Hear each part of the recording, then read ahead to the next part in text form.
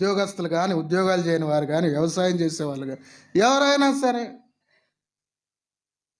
ఏ విషయమైనా సరే, అన్యాయమైనది, అక్రమమైనది, అధర్మమైనది మనం తీసుకొని దాన్ని ఇతరులు తీసుకొని అనుభవించి వాళ్ళు పాపంలో ప్రవేశించేలా మనం చేయొద్దు.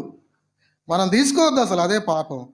మళ్ళీ అది ఇతరులకు ఇచ్చేదో మనం ఏదో గొప్ప పని చేస్తున్నట్టు ఫీల్ కావద్దు.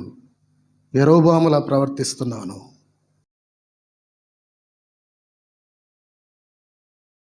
నువ్వు ప్రేమతో పతనం చేస్తున్నావు ఎదుటి వాళ్ళను, దేవుని దగ్గర రాకుండా చేస్తున్నావు. దేవుడు ఒకవైపు ప్రయత్నం చేస్తుంటే ఎలాగైనా ప్రభులోకి నడిపించాలని, ఎలాగైనా వాళ్ళ రక్షణ పొందాలని, ఎలాగైనా వాళ్ళకి నరకం తప్పించాలని దేవుడు ప్రయత్నిస్తుంటే నువ్వేమో వాళ్ళను లోకంలోకి ఈడ్చేస్తున్నావు, లాగేస్తున్నావు, తోసేస్తున్నావు. తెలుసో తెలియకో దిద్దుకోవాలి. అలా ఎవరన్నా దైవజనునిగా, దేవుని సేవకునిగా ధైర్యంగా చెప్తున్నాను.